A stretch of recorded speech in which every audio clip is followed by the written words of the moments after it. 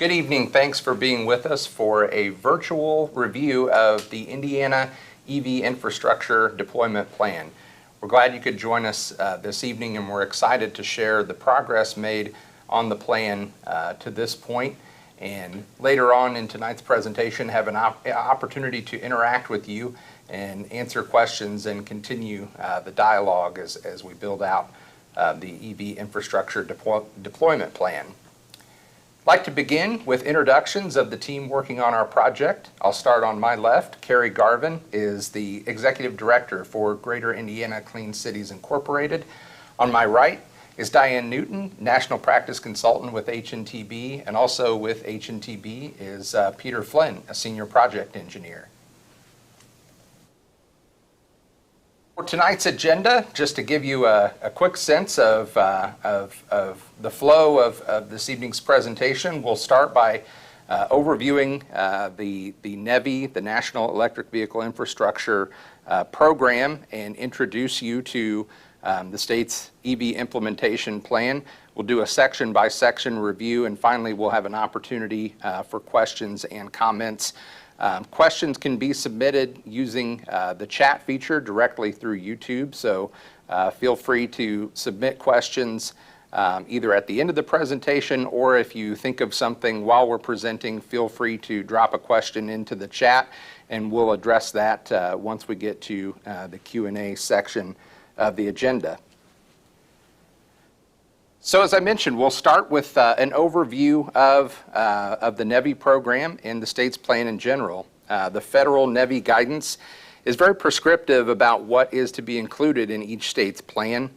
There are 14 specified sections, and that specificity ensures that the minimum requirements are met for each section. The initial sections of the plan, as you see in the rundown on your screen of 1 through 14, those initial sections talk about the building out of the plan itself and the steps that our project team has taken to create a framework for the plan and how we've coordinated with stakeholders to reach this point.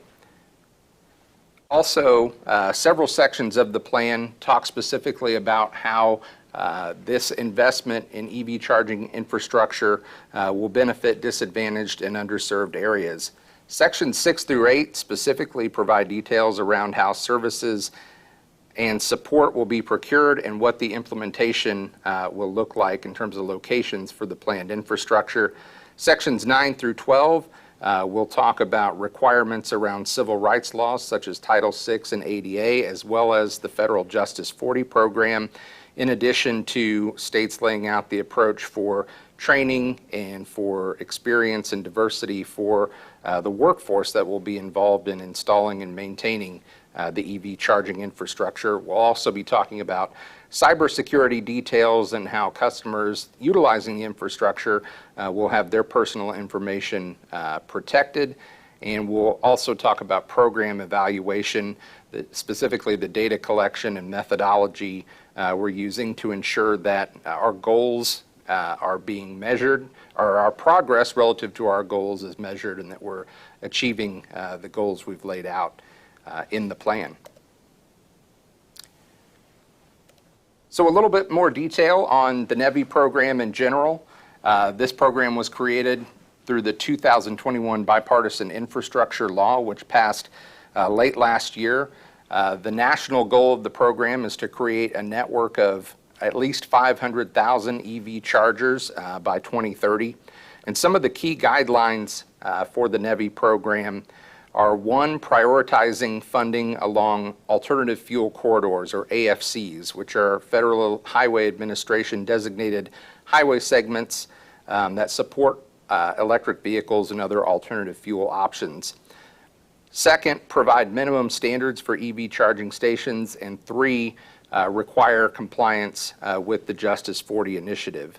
The NEVI program contains both formula funding, which is guaranteed to each state, and also discretionary funding in the form of competitive grants. Indiana's formula funding is just under $100 million over the next 5 years. Under the NEVI guidance, States could nominate additional alternative fuel corridors. Those nominations took place during the month of May, and states are required to submit a statewide implementation plan due to the Federal Highway Administration on August 1st, which is the plan we're discussing this evening. The federal government will review and approve plans by September 30th, and that will then allow each state to move forward with the implementation. And so the slide here on your screen summarizes some of the key NEVI guidelines for EV charging stations. We'll walk through just a few of those briefly. Mentioned that this funding is directed toward the alternative fuel corridors. Within those corridors, EV charging stations must be located every 50 miles, and stations must be within 1 mile of the interstate. Each station itself must have a minimum of 4 plugs or ports, each providing 150 kilowatts of power through DC source. A question that we've gotten frequently during the development of the plan has to do with the existing rest areas along Indiana's interstates and whether those are eligible locations. Those are not eligible for EV charging infrastructure through this program. So we'll be looking, and we'll get into preliminary locations here later in the program, but we'll be looking at other intersections and interchanges outside of those that are classified as rest areas. And finally, states are allowed to contract with private entities for installation, operations, and maintenance of the EV charging stations, and we'll talk more about the contracting and procurement pieces later on in the plan.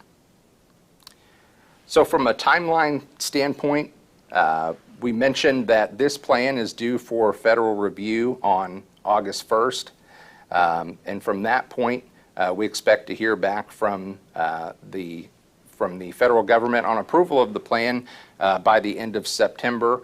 And then from that point, we have 3 high-level phases for implementation as we move forward with the NEVI plan. The first phase will be developing a contract plan, which we anticipate to really kick into high gear once we have that approval of the NEVI plan.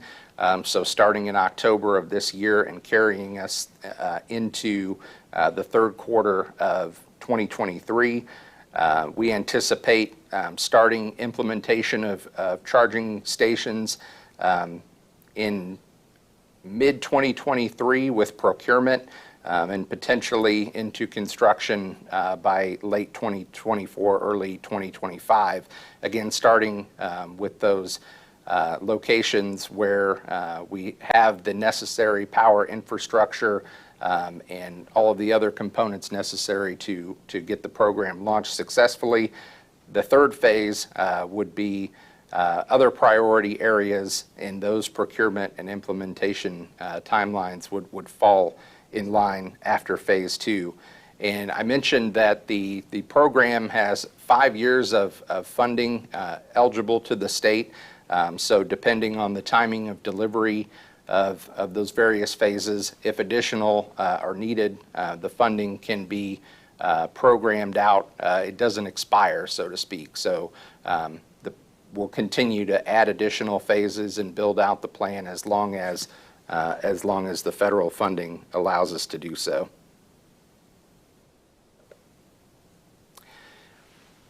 Another section of the plan is state agency coordination. This again is a requirement of the federal process. INDOT, as the lead agency receiving the federal funding from the Bipartisan Infrastructure Law, was tasked with coordinating across state agencies. And here on the screen you can see just a sampling of partner agencies within the state of Indiana that we've worked closely with on development of the plan, including the Indiana Economic Development Corporation, Office of Energy Development, the Utility Regulatory Commission, Department of Environmental Management, as well as others. And I would also point out we've gone beyond Indiana's borders in coordination, working with our neighboring states, with the Federal Highway Administration, and several other organizations that are working on electric vehicle charging infrastructure at a regional or national level. And at this point, we'll shift gears and talk about public engagement related to the state's plan. And for that, I'll turn it over to Kerri Garvin. Thanks, Scott. Well, I'm sure you can guess, public engagement is a large part of the information collection and development phase of the plan.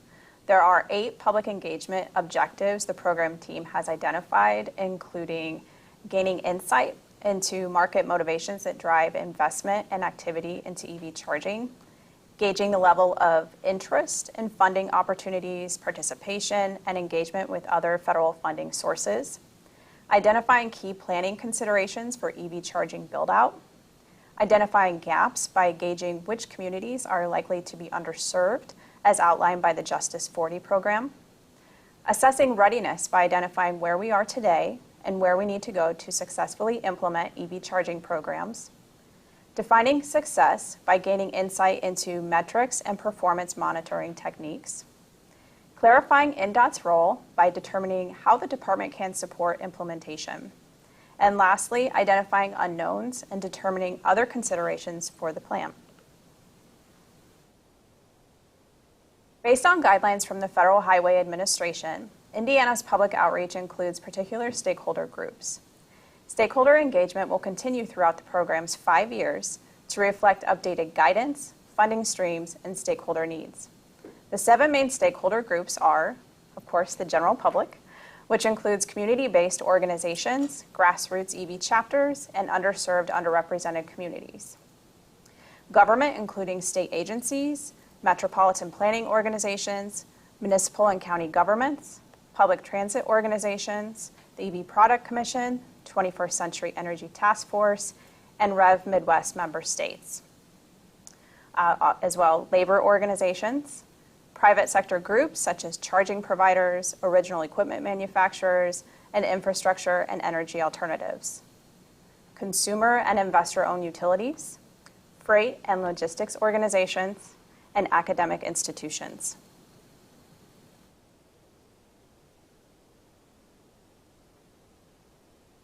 To date, the following outreach has been conducted. The Indiana Department of Transportation and Indiana Office of Energy Development released an RFI, which closed on April 29th. That was to collect comments and data for consideration in the drafting of the state EV implementation plan. INDOT received over 40 responses, and an overview of those responses are available on INDOT's NEVI webpage under the Resources tab. On May 11th, INDOT held a virtual open house webinar introducing the NEVI program and outlining the strategy behind the plan development and public engagement. The webinar slides and recording are linked on this slide and available, of course, on the INDOT NEVI program webpage. An online public survey was released and closed May 27th to gather direct feedback from stakeholders. We received over 2,200 responses, with the majority coming from community members. A questionnaire was developed to gather vital information from Indiana's utility groups relating to funding and incentives, site installation and connection, equity and environmental justice, energy generation, and strategic and long-term planning. Responses were due on June 8th. And we held 3 in-person meetings in June located in northern, central, and southern Indiana to share information about the plan and gather feedback from attendees. All of the presentation slides and meeting notes from those meetings are available on the INDOT NEVI webpage. And of course, today we're holding our virtual public walkthrough of the plan.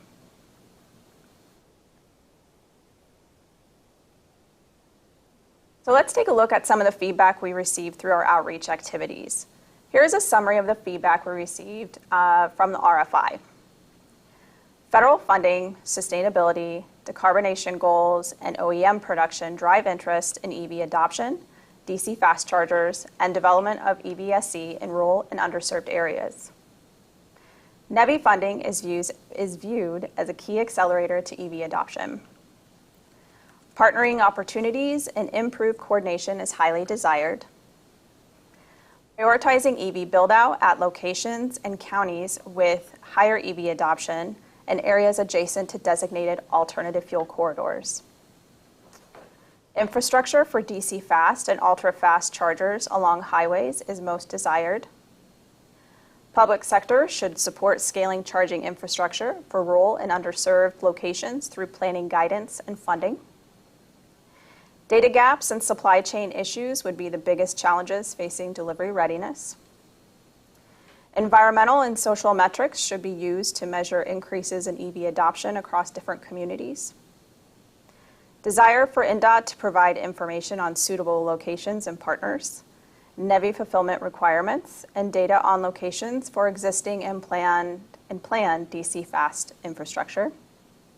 And EV charging can be used as an economic enabler to local communities.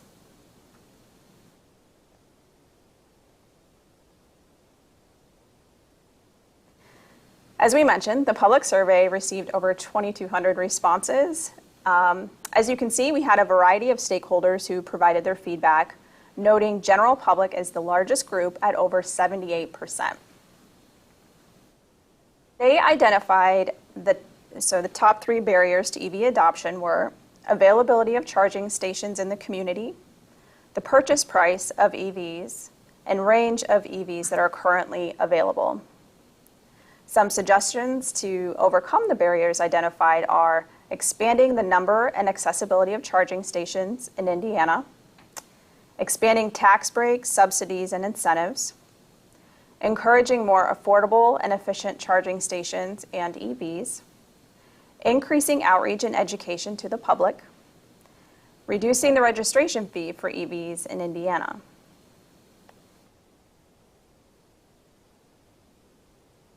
A quick glimpse of the survey results tells us the availability of charging stations is the biggest barrier to EV adoption in their community, and respondents overwhelmingly stated that building more publicly accessible charging stations is needed to address the barrier. For the charging stations being built, survey respondents highlighted 4 important amenities for the charging stations: 24-hour access, safety, lighting, and restrooms. In addition, respondents also ranked the criteria INDOT should use to prioritize alternative fuel corridors. The top 4 identified were addressing gaps in the existing charging network, total traffic volumes, EV traffic volumes, and increasing EV charging in rural Indiana.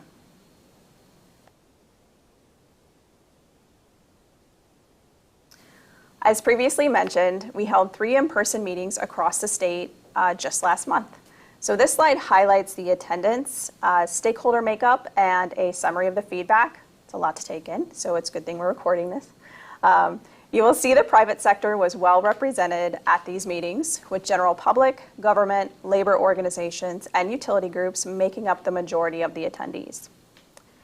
As we look at the summary of feedback, some of the items mentioned or questions we received were insight into existing charging locations in the region, utility company input and feedback, interest and availability from local communities to participate in site selection, EVSE installation, operations, and maintenance, site selection and interest in procurement efforts, and equity considerations. As Scott mentioned, engagement is ongoing because this is a 5-year program. The program team is frequently discussing ways to do more outreach and ensure we cover all bases when receiving feedback on the state's plan. For continued engagement, the draft plan will be posted to INDOT's webpage on Wednesday, the 20th, for public comment. So interested parties can also continue to request one-on-one meetings with INDOT. I believe over 70 meetings have already been held to date. You will be able to submit general input and feedback directly through the INDOT webpage under the Public Comment Form tab. And you can join INDOT's EV registry as an interested stakeholder, so communities, vendors, engineering firms, utilities, what have you, you can join. Engagement will continue after the draft plan is submitted on August 1st. So now I will turn this back over to Scott to continue to discuss the plan. Thanks, Kerri. And I just wanted to mention again, if you have a question, feel free to type that into the chat feature that's available directly through the YouTube platform. For some of those questions, some of those frequently asked questions, if you will, Kaylee from Greater Indiana is monitoring the chat and will respond in line, so keep an eye out for those. And we'll also talk through remaining questions during our Q&A period as we get later on into the presentation. But as we shift to talking about plan, vision, and goals, I want to begin by talking about the vision, which really complements the state's and INDOT's larger vision for infrastructure and transportation. And so the vision here is implementation leveraged, again, a mix of the state's ongoing mission and extending it to EV. So collaboratively plan, build, and maintain safe and innovative EV infrastructure that enhances quality of life, drives economic growth, and facilitates the movement of people and goods. And second, considering federal requirements and stakeholder input INDOT has received so far, we've included 4 draft priorities in the plan. And those are articulated there on the screen for you, resolving 50-mile gaps that exist in terms of charging infrastructure available on our alternative fuel corridors, providing service in high demand areas, providing service for disadvantaged communities and rural areas, and leveraging existing access to utility service.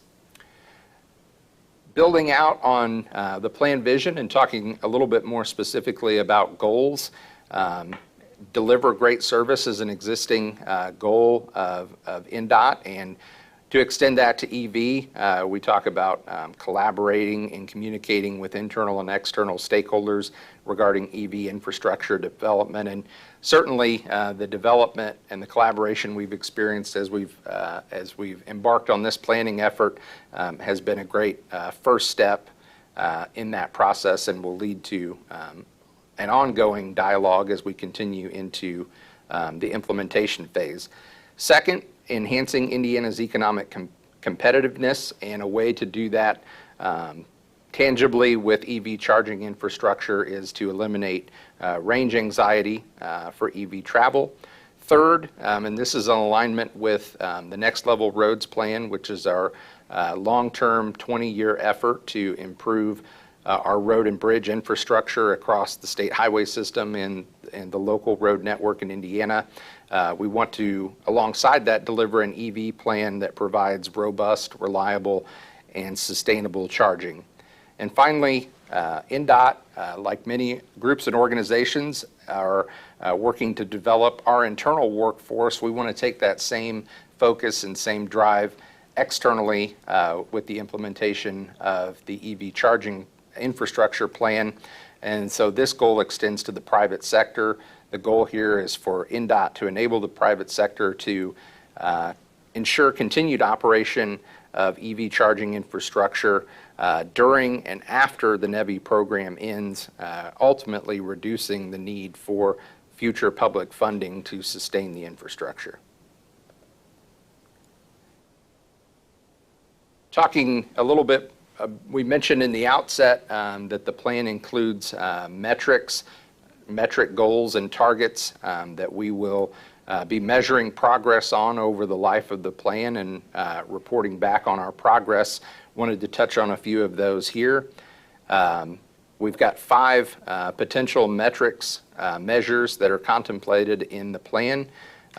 Number 1, and this again relates back to the goals we talked about just a moment ago, reducing range anxiety, and we can do that by ensuring that all of those 50-mile charging infrastructure gaps along the AFCs are filled, and ensuring that all of Indiana's residents are within a certain number of miles of a charging station.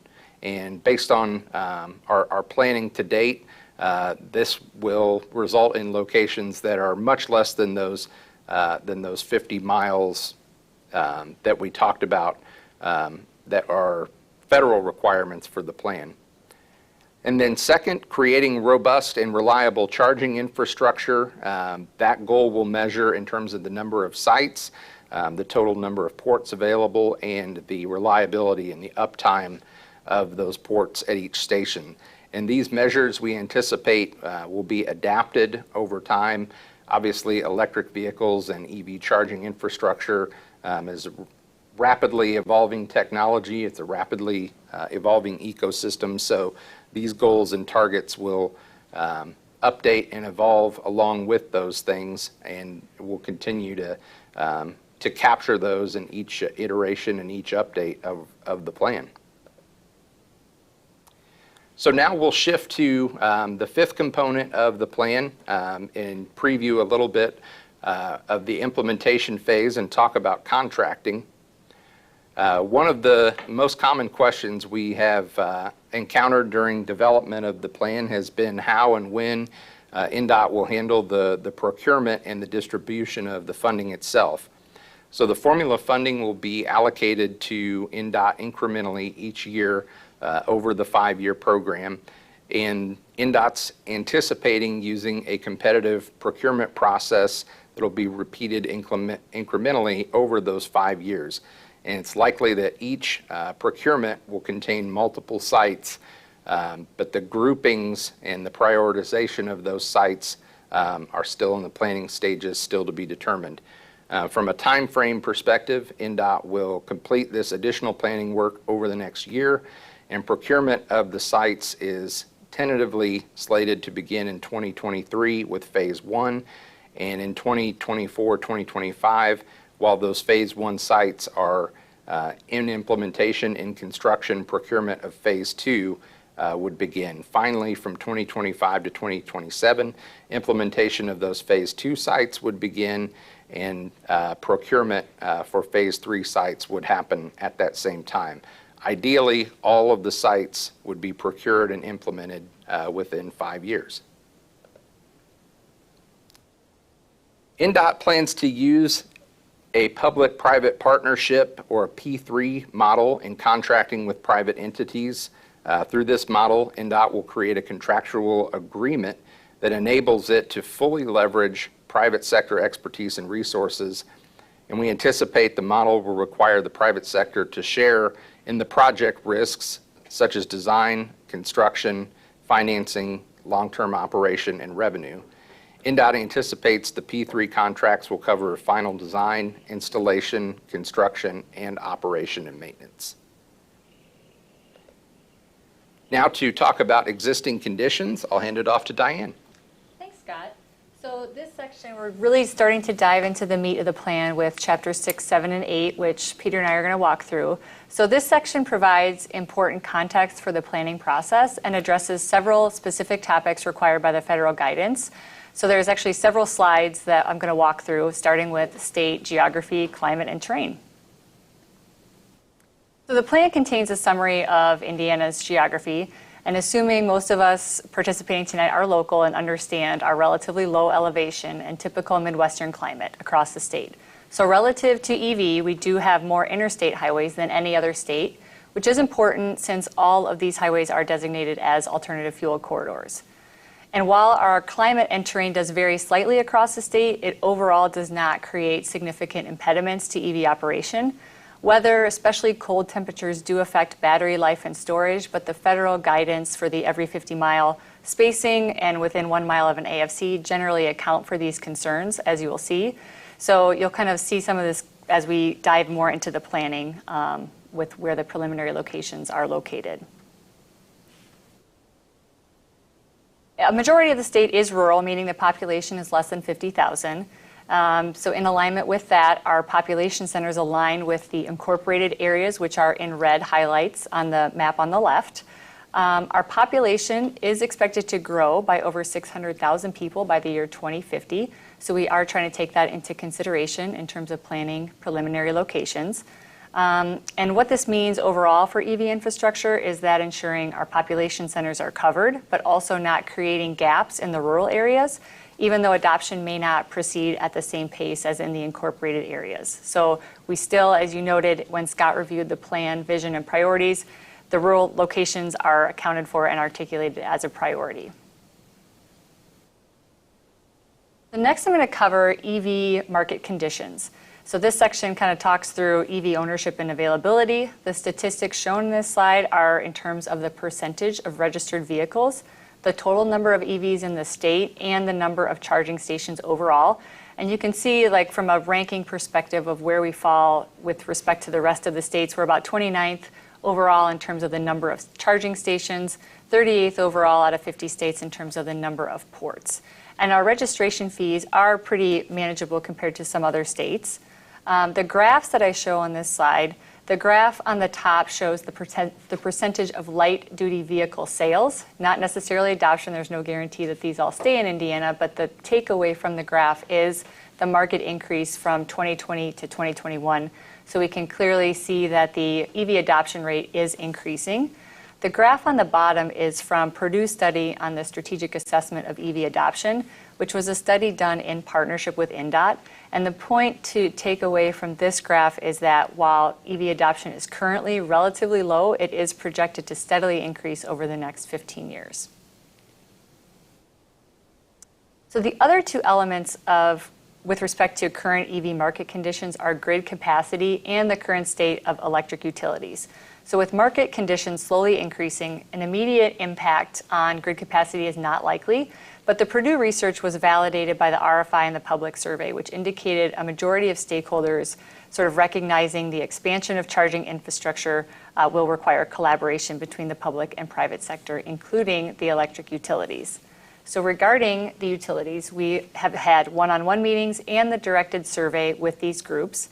And we have found that these entities obviously have key insights as to implementing and managing technologies that account for load balancing and ideas around resiliency efforts such as battery storage. So this information from the electric utilities will help INDOT advance their plan, and some of the ideas and suggestions will probably be considered in the procurement process and the contracts for installation, operations, and maintenance.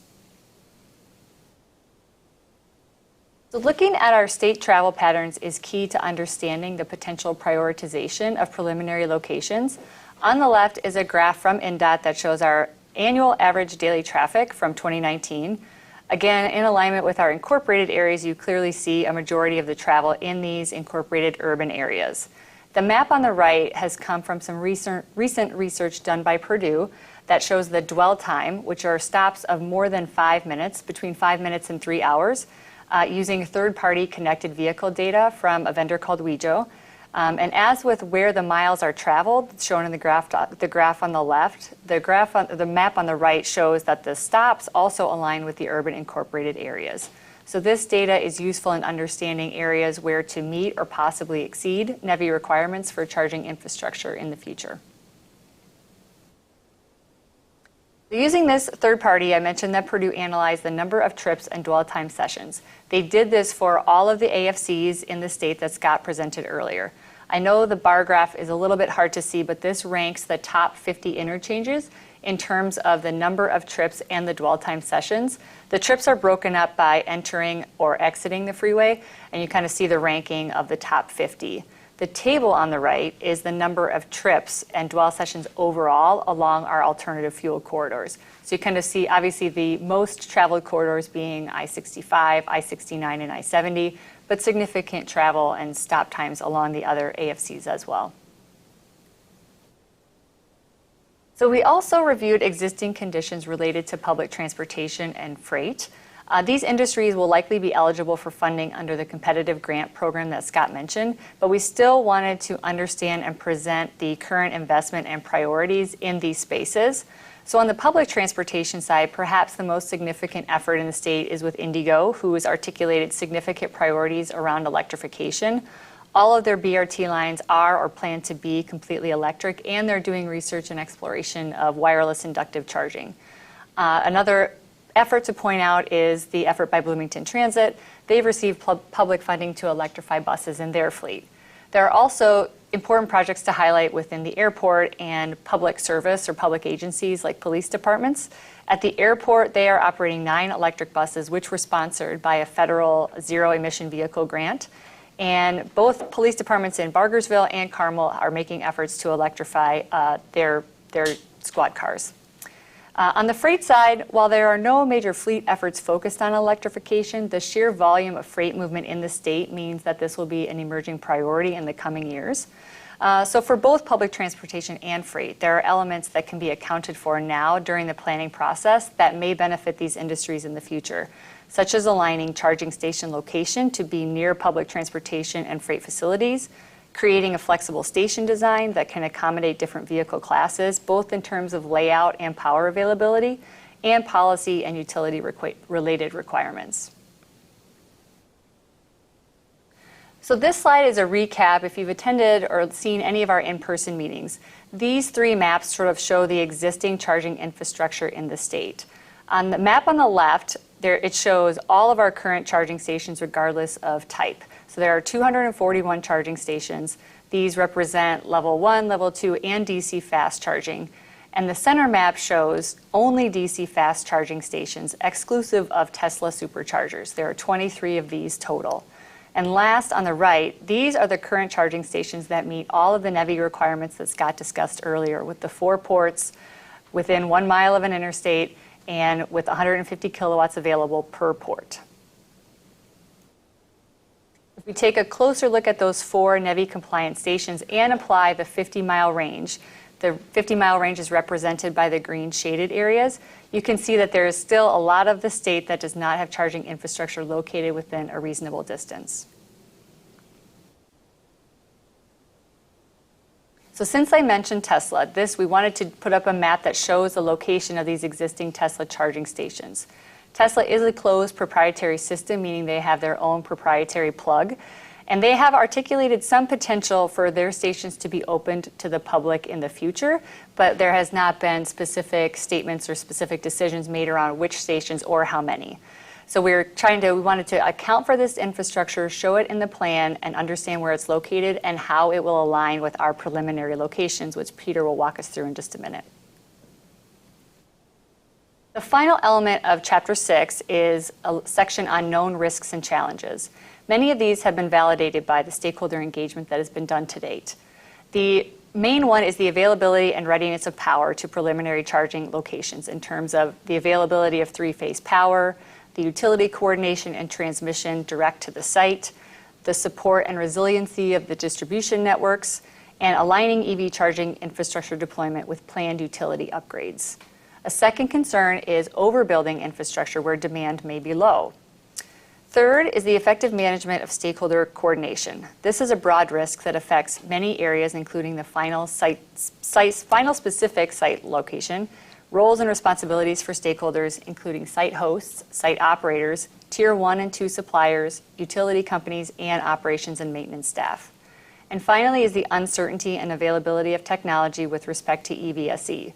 There is the potential for rapid change.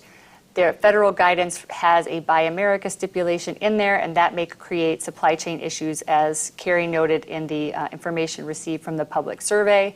And there is uncertainty around the components and the evolution of the technology with respect to microchips, conduit, fiber, and transformers. So there's a lot of concerns and uncertainty with these areas, and this is another area that we try to check in on regularly and expect to add on to as we get into more detailed planning efforts. So now I'll turn it over to Peter to walk us through a lot of the mapping of the preliminary infrastructure locations. Thank you, Diane. So in Section 7 of the plan, we will touch on funding sources for the NEVI. We'll also talk about short and long-term information on the deployments, so fiscal year 22 planned deployments and upgrades, as well as the longer-term fiscal year 23 through 26 infrastructure deployments as part of this plan, and then we'll touch on state, regional, and local policies related to NEVI. For funding sources, 20% match is required to be funded by the station owners and operators. This is intended to leverage the private sector investment for the P3 contracting that Scott mentioned earlier. Existing or planned stations along the AFCs, which include the Volkswagen settlement-funded stations, which could be retrofitted or upgraded through the NEVI funds, which we'll discuss in the next slide, are eligible for that 20% match. And stakeholder engagement through coordination on this plan has also helped explore some interest from local entities, MPOs, and utility companies. I mentioned the planned Volkswagen settlement stations. Anticipated deployment for these is in 22 through 23. This map shows the approximate locations of those stations. We anticipate those will be as part of 2 separate procurements administered through IDEM, and those include approximately 61 stations as part of those 2 procurements. Diane mentioned the preliminary site locations for the NEVI chargers as part of this plan. There are approximately 44 stations. Those were located starting with the 4 locations that are already NEVI compliant on the alternative fuel corridors. The remaining stations were located using GIS software and spacing those along the alternative fuel corridors such that the green shaded regions, which those represent service areas that are measured as 25-mile distances measured along existing roadways. What you want to see on this map is for those green shaded areas to overlap each other along the alternative fuel corridors. And whenever you see that, that's when you're going to see that the 50-mile spacing along the alternative fuel corridors, which is the NEVI requirement for spacing, has been met. So this shows the approximate location of the 44 planned stations along the corridors. Additional information in accordance with what Scott mentioned earlier in terms of other metrics being measured, the installation of the stations shown on the map here would really provide Hoosiers with alternative fuel or EV charging stations within about 50 miles. So the entire state would be covered with, geographically speaking, Hoosiers would be no more than 50 miles from a DC fast charging station. And based on population, approximately 98% of Hoosiers would be approximately 35 miles driving distance to a DC fast charging location with the preliminary stations shown on this map. On this map, you'll see the green dots that you'd seen on the previous couple of slides. Those are the planned DC fast charging locations. There's also consideration for alternate locations. These alternate locations are shown in yellow, and these are really anticipated to be potential future locations of additional charging locations, or they're meant to be alternate locations in the event that no site host is identified at the preliminary locations. Those would be the green dots, or if infrastructure is prohibitively expensive. That's why those alternate locations are being considered, and those are the ones shown in yellow. Finally, I'll touch on some of the state, regional, and local policies that were considered as part of the plan. House Bill 1220 establishes the 21st Century Energy Policy Development Task Force. House Bill 1168 establishes the Indiana EV Product Commission. House Bill 1385 encourages growth in Indiana's charging. And finally, House Bill 1148 establishes a tax credit for qualified EV charging stations. Additional regional policies include the Regional Electric Vehicle Midwest, REV, and there's also a focus on future-proofing and interoperability within the region. And then finally, local zoning permitting policies were included and considered as part of the plan in this section. So I'll turn it back over to Diane now for some more information on implementation. Thanks. So as Scott mentioned, INDOT does envision a phased approach to the station build-out. So this is another pretty robust chapter that contains several subsections. I'm going to walk through each one by one. These articulate strategies related to operations and maintenance, strategies for engaging with EV charging providers and station owners, strategies around data collection, resiliency, and the labor who is involved in installing and maintaining the infrastructure once in place.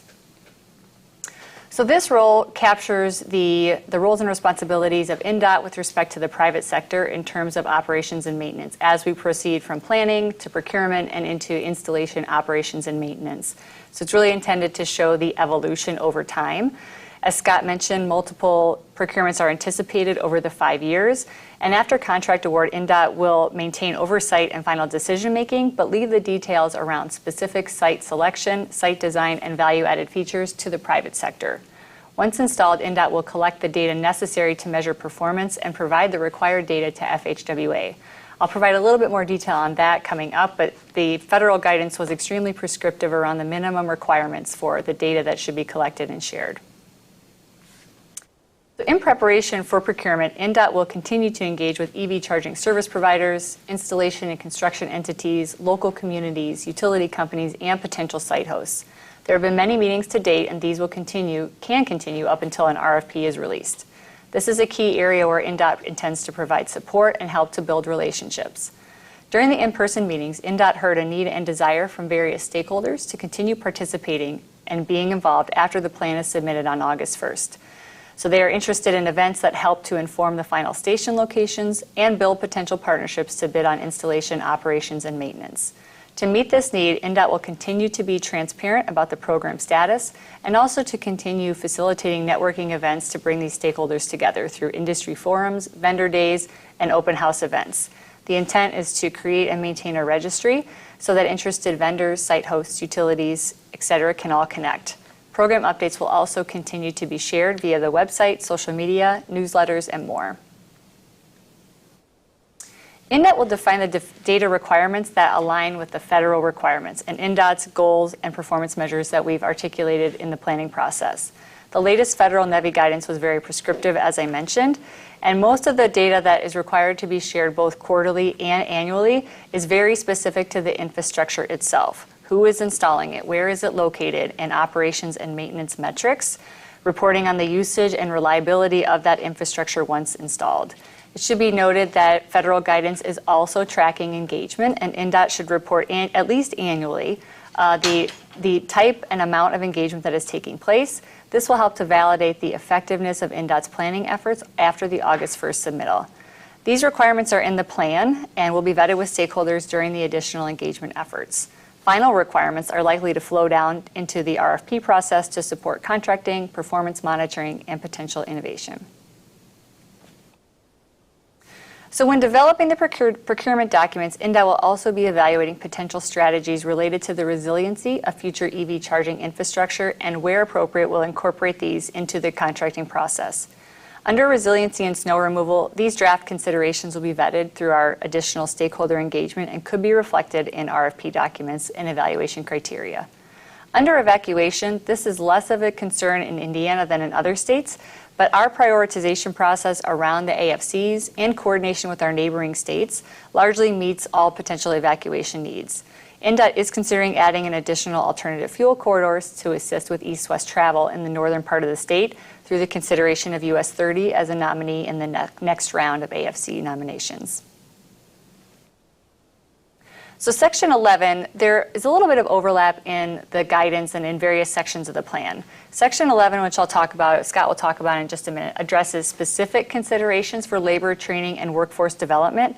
But within the context of Chapter 8, we discuss how we will go about creating these requirements. Indiana's strategy relative to labor, safety, training, and installation standards will leverage three things. First, the federal NEVI requirements, which require the Electric Vehicle Infrastructure Training Program, or EVITP. Second is input from local and national leadership, for example, the International Brotherhood of Electrical Workers, and the additional stakeholder engagement that's been done with electric utilities, EV infrastructure providers, site hosts, trade associations, and other interested groups. The goal with this aspect is to create educational and awareness opportunities consistent with INDOT's goals to develop the private sector's workforce. Additional planning efforts that may get built into future updates to the plan may include training and workforce-focused efforts to develop programs that extend to the utilities, other public agencies, and academia, including trade schools and technical colleges. And now I'll turn it back over to Scott to walk through a couple of the next few sections of the plan. Thanks, Diane. In terms of civil rights, INDOT will have oversight and responsibility for compliance, which will flow down to private entities that will work on the installation, operation, and maintenance of the charging infrastructure. These requirements will be incorporated into the procurement and contract documents.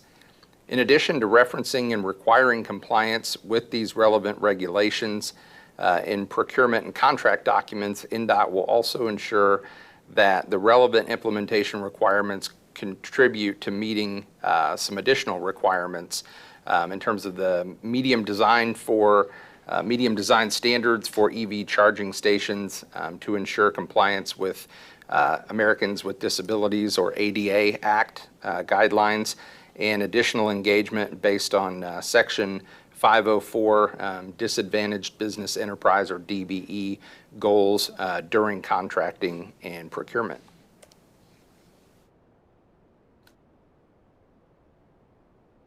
Talking about equity, we mentioned at the outset that the NEVI program is covered under the Justice 40 initiative, which means that at least 40% of the overall benefits of federal investments will flow to disadvantaged communities.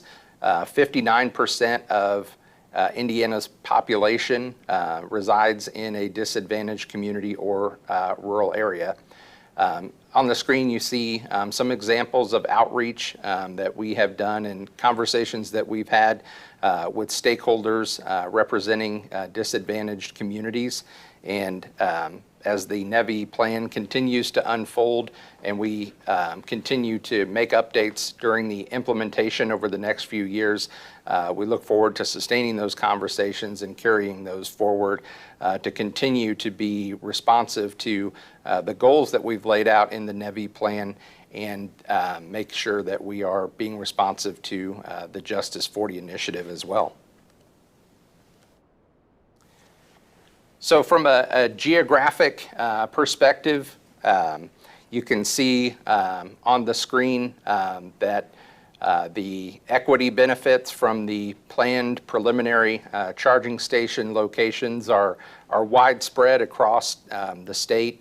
The percentage of AFC miles that are within 50 miles of a charging station, again, we referenced earlier when we were talking about plan, vision, and goals, that goal is 100%. The percentage of population and including disadvantaged community population that's within 40 miles of a charging station is 100%. We've established metrics for robust, reliable infrastructure. We certainly recognize that for this program to deliver on the vision and goals and provide a benefit across the state in both urban and rural areas, that the infrastructure has to be convenient and has to be reliable. And then also, we touched on earlier, we'll be tracking on and reporting on the number of sites implemented in and near disadvantaged communities, as well as the number of individual ports implemented in and near disadvantaged communities.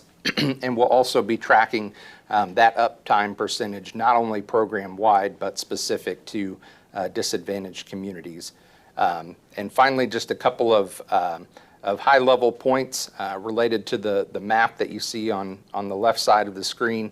100% of the preliminary sites identified are within at least 15 miles of a disadvantaged communities. 62% of the sites are either in or within 5 miles of at least one DAC in an urban or rural area. So in addition to what we've shared, INDOT will conduct additional engagement with disadvantaged communities and rural communities to identify other potential benefits that could be incorporated into the ongoing planning and into the implementation phases.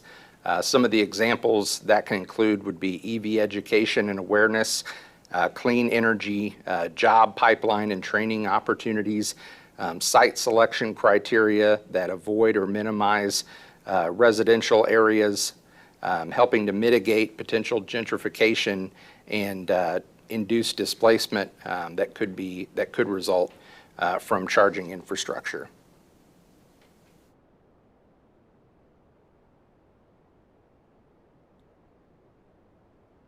In terms of labor and workforce, INDOT is seeking to enable the private sector to compete for equal opportunities to develop the workforce needed to support the EV infrastructure. As we talked about with equity, INDOT will evaluate opportunities to incorporate labor and workforce considerations as an evaluation metric for the EV installation, operations, and maintenance procurement pieces. And for cybersecurity, I'll turn it over to Diane. So cybersecurity is another critical element of implementation. There are two key elements to cybersecurity. First, protecting the infrastructure itself, and second is protecting the customer privacy of the potential users. Key inputs to the cybersecurity requirements come from both the federal NEVI guidance as well as Indiana's own state requirements, which are sourced from our state cybersecurity strategic plan. This plan was created in consultation with stakeholders such as the Indiana Office of Technology and the Indiana Cybersecurity Hub. There's also an Indiana Executive Council on Cybersecurity, or the IECC, which includes many of the same agencies that we collaborated with on the development of this plan, including the IEDC, the IURC, and Purdue University. So in 2021, this group created an implementation plan for cybersecurity in Indiana, which will serve as an overall guidepost and source of requirements in this area. One of the council's committees was focused on energy and actually outlined specific deliverables and objectives that specifically affect this industry. These requirements will be developed in INDOT's initial planning efforts and then included as part of the procurement and contracting during implementation. In addition to the requirements themselves, INDOT will also consider requiring tools like cybersecurity plans and periodic audits to verify implementation of these requirements. Next, I'll talk a little bit about program evaluation. We've recapped, this is a section that really kind of brings together the quantitative outcomes discussed in the plan, vision, and goals section, along with the data collection and analysis information presented in Chapter 8.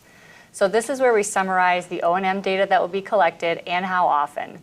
The metrics are also presented on the right-hand part of the slide, and I should note that, as Scott mentioned in the context of the equity chapter, these are also going to be evaluated specifically for DAC and rural areas as well. INDOT may define additional performance measures and targets as planning continues, and we will review the evaluation process regularly and adjust it as necessary throughout the life of the program. And all of the O&M data that will be collected is listed in the plan. It's a pretty long list. I don't want to read through it all, but it's a pretty extensive list. So the last section of the plan is around discretionary exceptions. These are exceptions to any of the federal NEVI requirements, whether it's the 50-mile requirement, the within 1 mile of an AFC, the number of ports, or the power requirements, in addition to several other requirements. To date, INDOT has not identified any specific discretionary exceptions. However, we continue to review those preliminary locations that Peter has shown, and we'll continue to review those during the first year of planning. Specific areas of focus will be the location of the final charging stations and the type and amount of charging proposed at each one. For example, as Peter indicated in his discussion of the initial preliminary locations, we are identifying the overlap between our preliminary locations and the VW-funded stations, as well as the proprietary Tesla infrastructure in the event that is eventually opened for public use. We also will continue to engage with stakeholders on these locations to discuss and identify additional exceptions outside these two examples of Tesla and Volkswagen. And with that, I think we've made it through all of the plan contents, and I'm going to turn it back over to Scott to discuss where to find resources on the plan and wrap us up and get ready for Q&A. Thanks, Diane. And just a quick preview for Q&A. If you have questions, type those into the YouTube chat feature. Some of those that we've gotten throughout the presentation, Kaylee has been providing responses to, but as those questions continue to come in, we'll share those and answer those as a group. But before we do that, want to share a few resources with you. If you'd like to learn more about the planning effort or more about the NEVI program in general, we've got some great resources available to you on the Indiana NEVI program webpage, which is on the INDOT website. You can see the link on the screen. We'll also have all of these links available in the description for the YouTube video, which will be available after tonight's live stream. So you'll be able to capture those links there. One that I would like to specifically call out, we do have a public comment form that's already live on the NEVI webpage. That will be a valuable tool should you wish to submit written public comment to INDOT when we have the draft plan available next week for review. We'll have that public comment form online and open, and that's a great way to send comments directly to us to let us know your feedback on the draft plan. Kerri mentioned earlier, we've also got a report on the responses we received on the RFI. We've got a great summary of that available online. And we've got some federal resources, again, if you'd like to learn more about the NEVI program in general.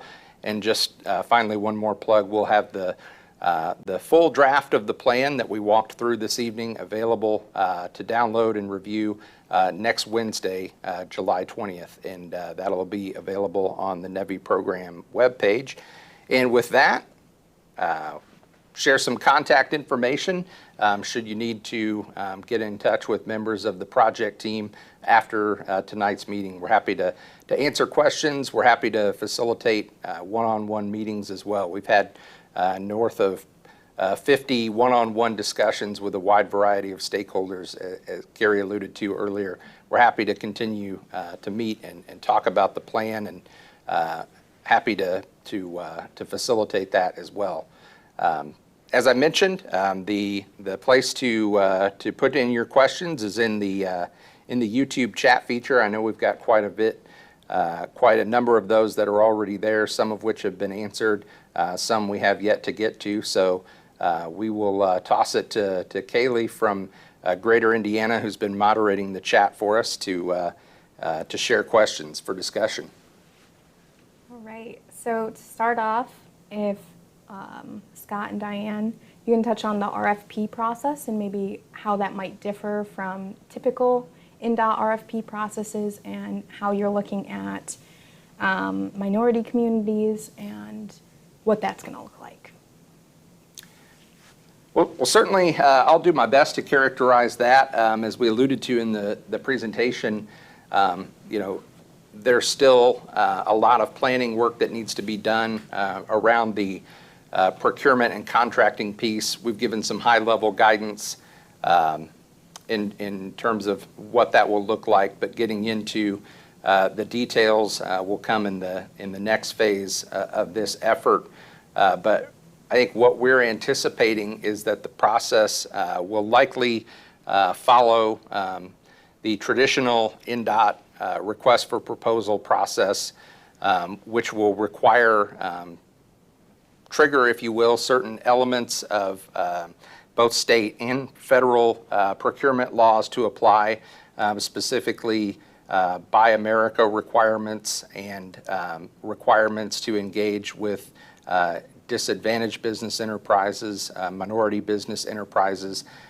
Those will all be components that will certainly be part of the contracting and procurement process.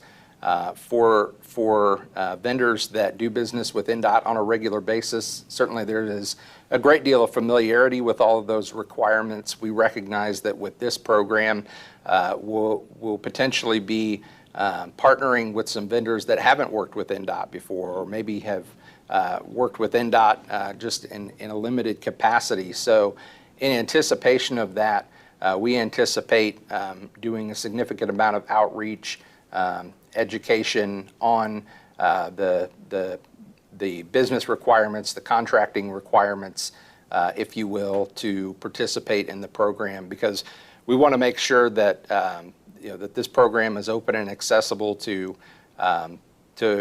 any entity, group, business that is interested in participating, and especially those in the DBE and MBE community. And we want to be particularly mindful, again, that we may have some partners that are interested in this program that don't necessarily engage with INDOT on the traditional road and bridge construction side. So we will absolutely do our due diligence to make sure that anyone who's interested and engaged and has all of the resources that they need to be able to pursue procurement opportunities.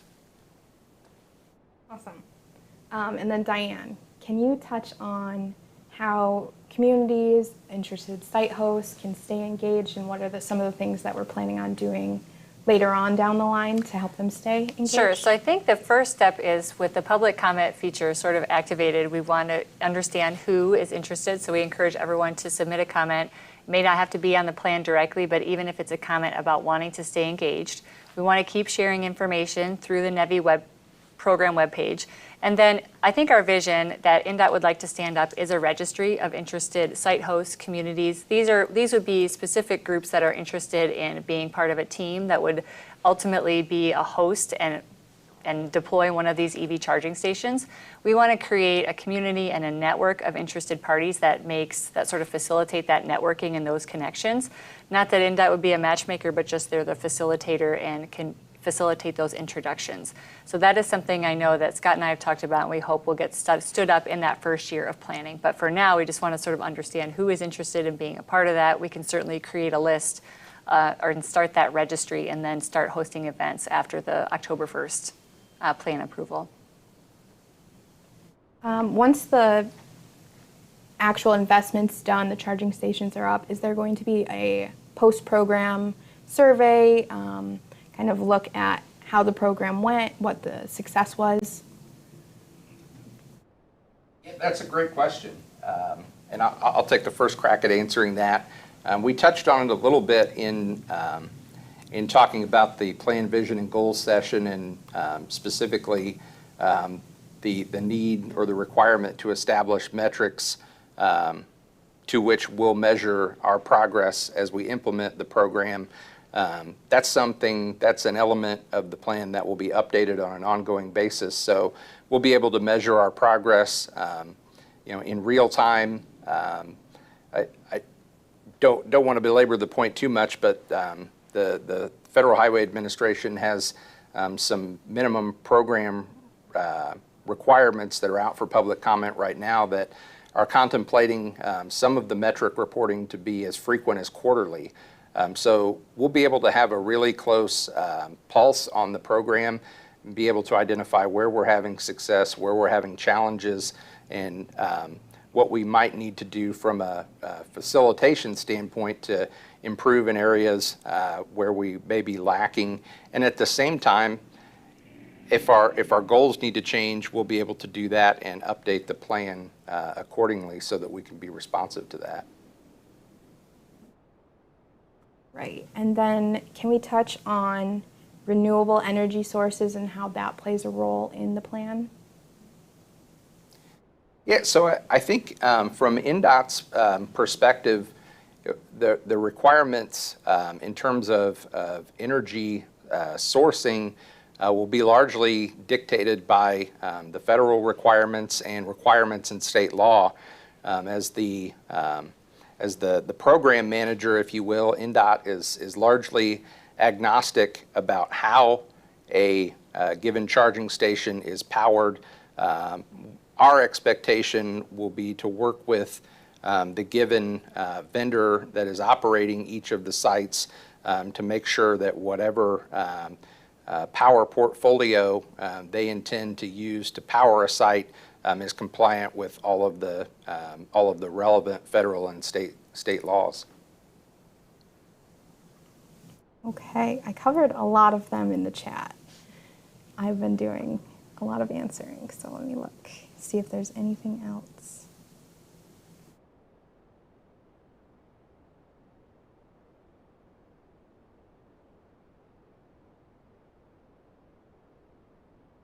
I guess, can you touch on how level 3 charging stations we know are for the alternative fuel corridors, but also how the level 2 upgrades, how that plays a role in later funding? Do you want me to take that one? Yeah. I can start, and then Peter can maybe add on too. We kind of did consider the level 2 charging stations, and some of those may be more, we are articulating where those are located. Some of the VW funded stations are level 2. And those, depending on the proximity of those level 2 stations, if they are near some of the preliminary locations we've identified, these could either be a candidate for an exception because there may not be the traffic to justify upgrading it right now to level 3 or DC fast charging, or it is a candidate in which case the approximate cost to upgrade that station would be less. So we are considering that in the prioritization criteria that INDOT will be working on in the first year of planning. But we want to have that understanding of where the level 2 charging infrastructure is and where it's going to be installed, since some of that Volkswagen infrastructure is planned to be level 2. No, Peter, if you have anything to add to that, but. I think it'll just take a little bit more time in looking at what stations are being constructed, exactly where they are, and the capacity for charging. In addition to that, also the Tesla, with the potential of opening that up from a closed technology to an open source, and just identifying which, if any, of those charger plugs will be compliant with the NEVI requirements.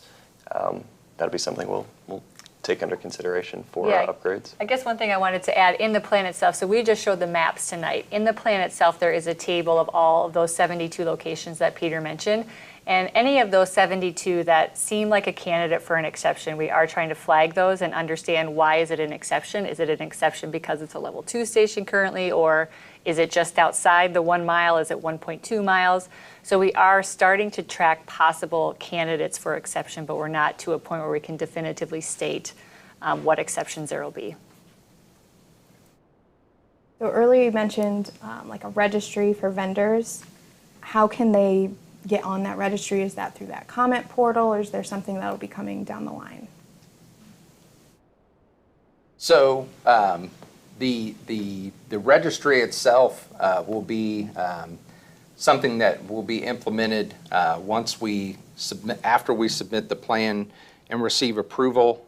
So in that phase 1 timeline that we mentioned earlier, so later this fall. And because we've had such a significant amount of outreach and interaction with individuals and businesses and groups that already are interested in participating in the program, I think our intention would be to roll over our existing contact database that we've built through this planning process into the registry to make sure that those folks with which we've already had touch points are registered and into that database from day one. And then as other potential partners become engaged in the process, we'll add those and we'll make all of that available and public facing for a couple of reasons. One, we want to make it easily accessible for anyone to be able to register and opt into that process. But two, we know that partnership will be a major element of delivering this program. And so there's a recognition that there may be vendors that are able to provide a service that addresses just one piece of the program, but not the entire ecosystem, or vice versa. So we want to create a discussion area, if you will, for partners that provide services in any aspect of delivering this program to be able to communicate, collaborate, work together where it might make sense to do so. And as a starting point, I did double check the plan while Scott was answering. We do have a list of everyone that we've met with, and they are organized by whether it's the general public, a government agency, or a utility. So we are starting to track that, and people can see that in the plan. And as Scott mentioned, I think if you provide information, if you haven't participated in a one-on-one or an in-person meeting, now we can sort of add you to our draft registry through the public comment process. And I'll just add, if you go to the NEVI webpage on the INDOT website right now, scroll down, there is a link to sign up for updates there. If you've not already done so, would encourage you to do that because that, as I mentioned earlier, will roll that database over to the registry. So if you haven't signed up for those updates, that's a really easy process. Just type your email in there. You'll be automatically added. So you'll be part of the registry once that goes live, but then you'll also get updates for meetings like this and any updates that we have on the NEVI program as we go forward. Can you talk about how, moving forward after the plan is submitted, how minority communities can continue to stay engaged and ensure that their communities are included in some of this rollout of charging stations? Yeah, absolutely. We very much want to continue to have conversations at the individual one-on-one level and with stakeholder organizations that represent minority communities and disadvantaged communities to deliver on the metrics and goals that we've established in the plan. It will be essential for us to do that. And we want to make sure that that benefit is felt in those communities that historically have been underrepresented. And I think we identified through the course of the discussion so many different potential benefits for disadvantaged communities, both urban and rural, from the proximity and the location of the charging infrastructure itself, but also to the potential job growth and workforce training opportunities associated with a program like this. To be able to maximize those benefits, that continued dialogue is important. And at the same time, as we're delivering the program and being responsive to the DBE and MBE requirements, being able to interface with those DBE and MBE businesses and owners to make sure that, one, they're aware of the programs and the opportunities available, but two, arm them as much as we can with the resources that they need to be able to do business with INDOT and comply with all of the state and federal requirements for contracting and procurement. That's important also. So I think those are probably the three most critical ways to stay engaged with us. Right. And can you talk about the cost structure for these charging stations? Is that something INDOT's going to be determining, or is that something that's going to be on the vendor side? So some of that is yet to be determined. The federal program itself doesn't explicitly speak to pricing considerations in great detail, but we know that it will be important to have some consistency and uniformity around pricing and payment and billing structures as this program comes online and usage becomes more widespread. I think that the best answer I can give is that that's an ongoing conversation at this point. And then looking at the plan being 5 years, we have a few questions on how that timeline looks and what's being done to accelerate certain things, those first phases, to ensure that the charging stations are keeping up to date with the technology as it changes. Well, I can take a stab at that. I mean, I think one thing that INDOT doesn't want to do is to be overly aggressive in releasing a procurement. That's why we are want to take steps to do additional planning, additional evaluation of the preliminary locations, articulate minimum operations and maintenance requirements, minimum site design standards, and sort of take those first couple steps and then leave the rest to the private sector so that we can leverage the innovation that may be taking place. We understand this is fast changing. I think just in the context of our in-person meetings, we've heard about new technologies and new vendors coming into this space with new solutions. And so you don't want to move too quickly and miss those opportunities for future innovation. So kind of continuing this planning and engagement in the first couple months after the October 1st deadline will enable INDOT to gather as much information as possible to inform the minimum requirements that will be eventually set forth in procurement and contracting. And then we're also anticipating additional federal guidance on things like the Buy America requirements, which may kind of result in some shifting requirements and loosening of requirements. Okay, and then one of the big ones we've received is if someone registered for the webinar today, are they automatically on that newsletter list, or is that something they have to do separately to stay engaged further? So I think we can coordinate. The Eventbrite platform doesn't necessarily input email addresses and contact information directly to our delivery system for newsletter and email updates, but we can certainly take that list and upload. So we'll on the back end get that taken care of. If you are not getting if you signed up for tonight's webinar but haven't been getting the updates, we will add you to that list.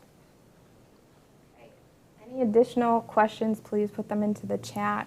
If I've missed yours, feel free to throw it back in there. Make sure you get that list, Scott. All right, I think we have addressed all of them. If we did miss any, we'll be looking at this after.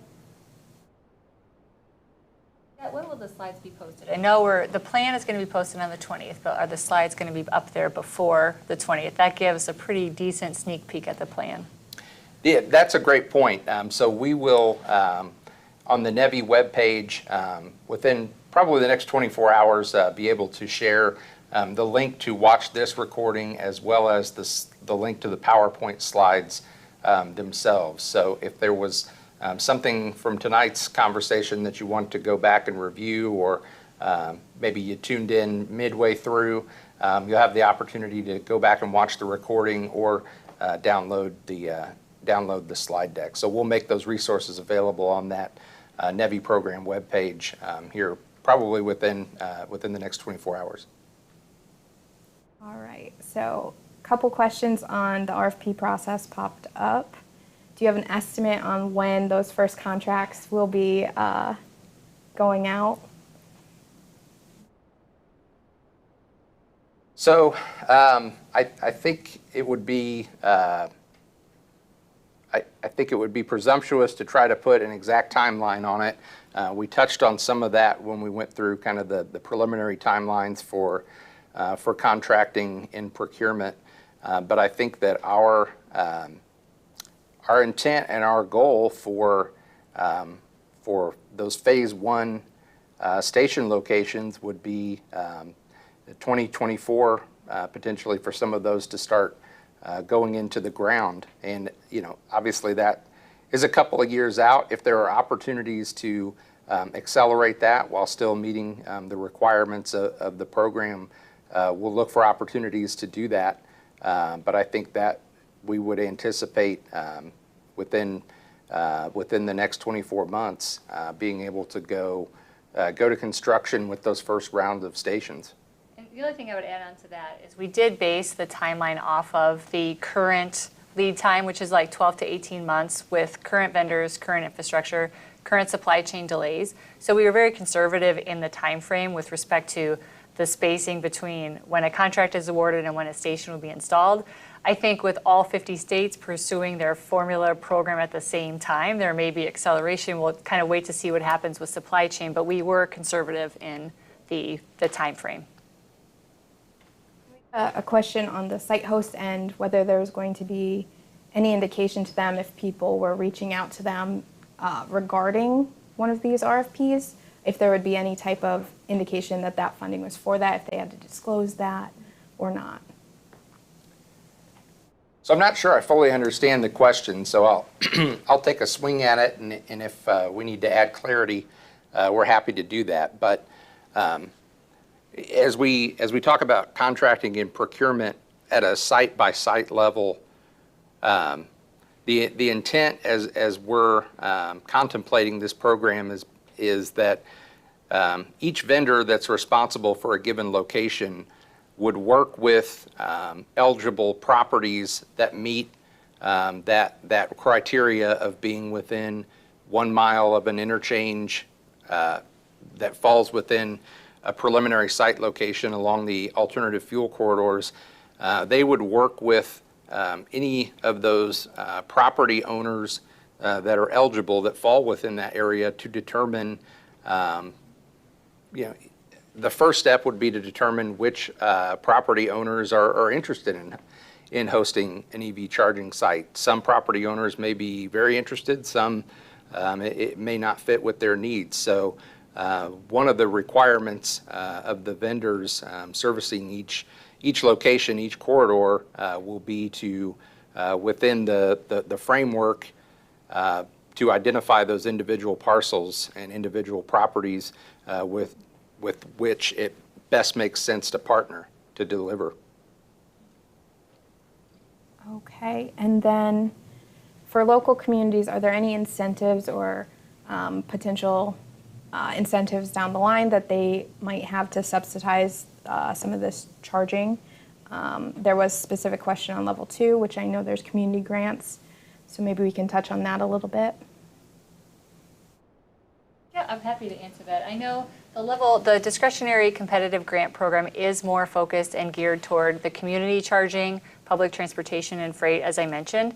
And I think in the sense that where it aligns with the federal formula NEVI guidance, where communities that may have ideal sites that are within the 1 mile of the AFC, there would be potential alignment and possible exceptions. That's where I mentioned kind of continuing that stakeholder engagement. So if there is that community level 2 charging that meets the other parts of the federal NEVI guidance in terms of proximity and filling that 50-mile gap, I think those are things that INDOT wants to be aware of.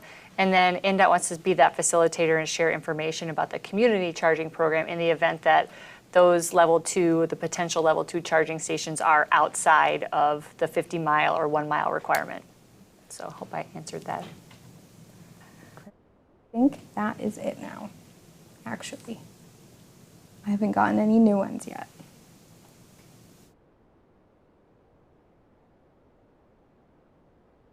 But I do want to say, if you are a community looking to put in charging, and that's part of your plan, please don't wait until the funds get released. This is, as we're talking about, just trying to get the supplies is a wide time frame. So if you are having to coordinate with your utility, start having those conversations and do that now. If you have other people that have to be on board or give you permission, and we think like, your town council, city council, your mayors, your planning department, all of those groups, like start pulling them in now and have conversations just to kind of work on some of those details and who has some funding available to help with some of those match requirements, because that's going to be key. So just having all those relationships lined up ahead of time is always really, really helpful. That's a really good point. And Kerri, we touched on, Peter had a pretty quick slide about state and local policies. The plan, obviously we couldn't present an exhaustive list of local policies, but what we tried to do is present best practices around supportive local policies, as well as policies that can create some roadblocks, as Kerri mentioned, that may require extra time in the planning process. So that's much to your point, kind of validates the need to evaluate your state and your local policies and kind of start addressing some of those challenges and opportunities right now.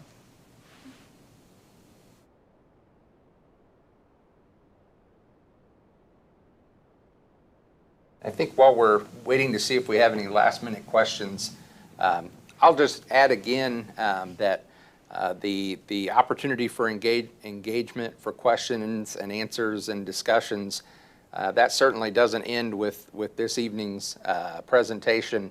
The contact info is still available, so feel free to reach out to anyone on the project team if you're interested in a one-on-one meeting. If there's any questions that you have that we didn't have a chance to get into this evening, we're happy to touch on that in greater detail. Again, the slide deck from tonight's presentation will be available on the webpage yet this week.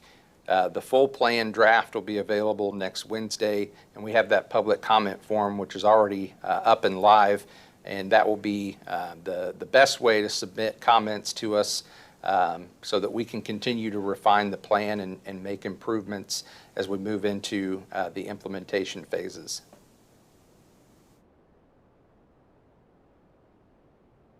I think we're good. I think I answered some of the ones that.